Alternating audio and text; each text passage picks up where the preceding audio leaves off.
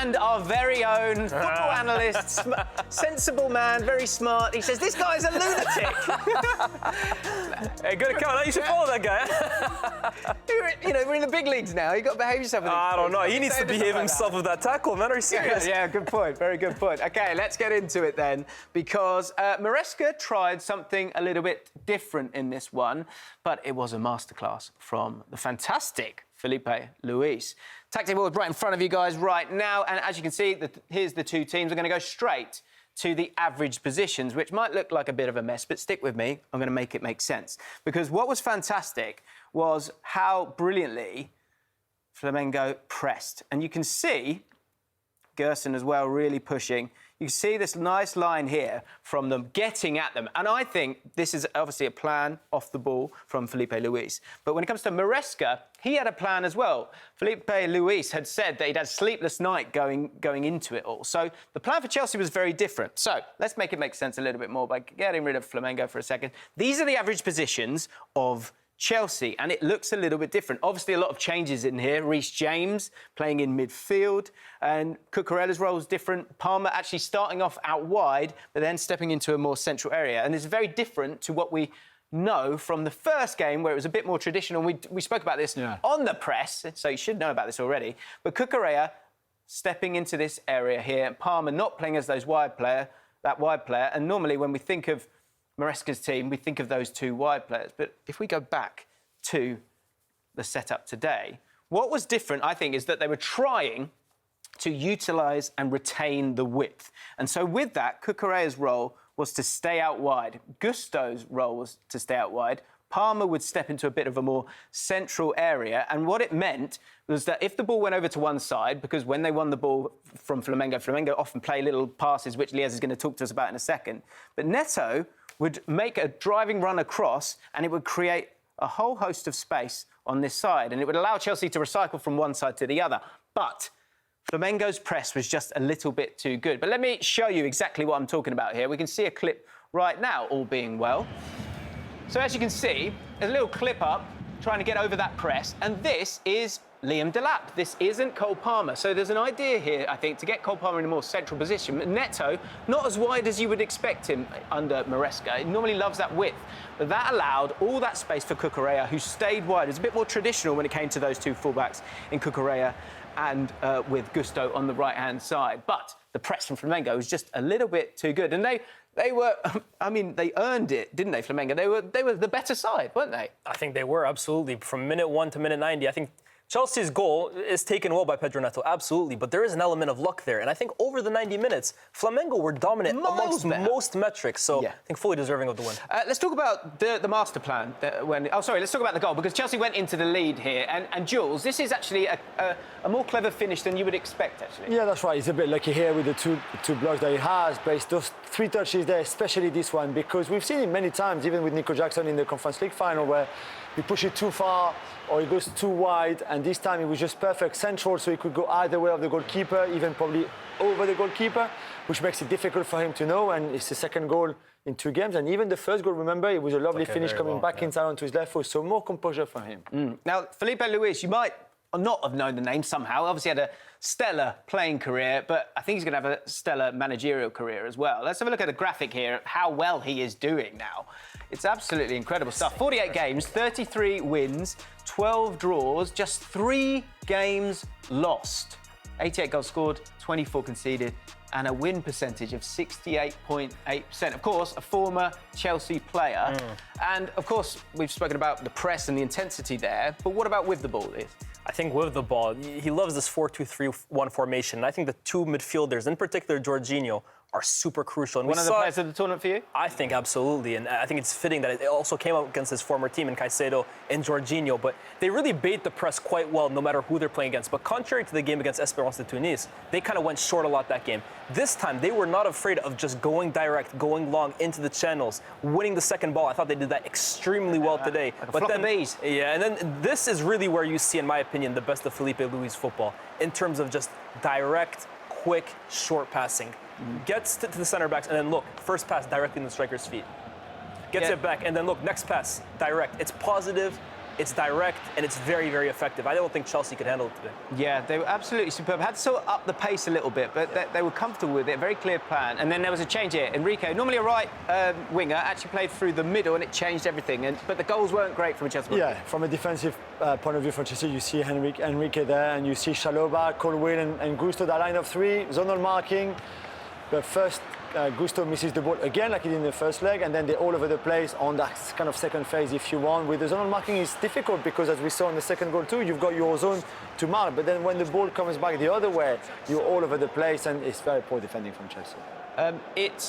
So it's a bad day for Chelsea all round, of course. A deserved win for Flamengo. Just really clever management from Filipe Luis.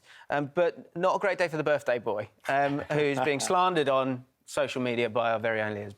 Slender. And, But, I mean, probably for good reason. He's come out with a whole paragraph and an apology post himself. What's he thinking of here, Liz? He's not thinking. That's the exact thing here. I mean, look, a lunatic might be harsh, but he seriously could break his leg there. he could get to the ball as well, so he's clearly going to hurt him. But otherwise, he takes the ball and moves on.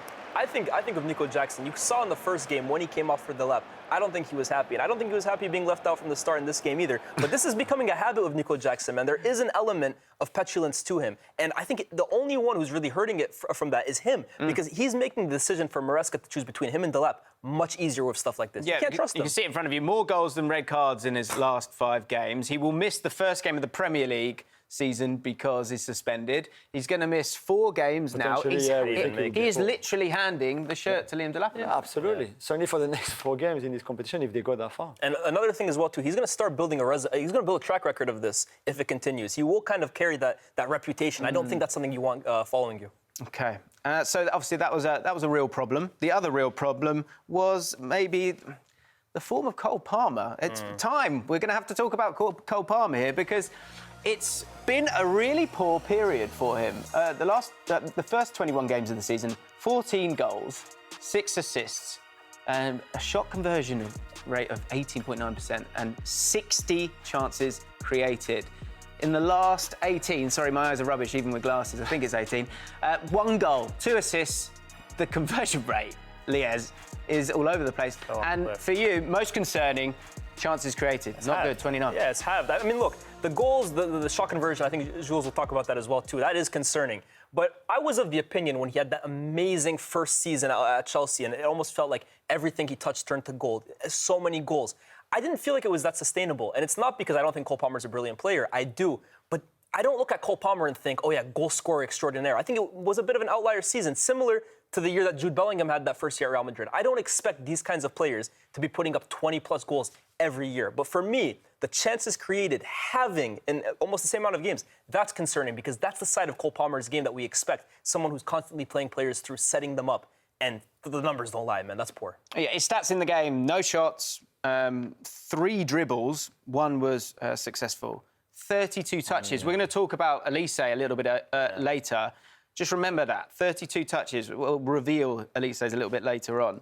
But that's not good enough. So what has happened here? Is it Palmer? Is it Maresca? What is it? Yeah, a bit of everything. I think he's lost some confidence. It's quite clear. I think he's also the victim of poor tactics from Maresca with the ball through the second half of the season. A bit too predictable, a bit too stale in the way they play. Those positional plays could work really well, but for them, you know the ball is going to go wide to Madueke or Neto. You know they're going to try to go one-on-one. And I think for Palmer to be good and create those chances, you need movement around him. You need players who are going to go forward, like an Enzo, for example, like we saw in the first game, the goal that he scored. And that rarely happens now, Chelsea. I think that there was always going to be a natural drop-off. There's no doubt for me that Palmer is an absolutely fantastic player. Agreed. For me, this has to be on the manager a little bit. Agree, because, OK, there might be an extremity in terms of those goals for that first season where everything does turn to gold, sorry.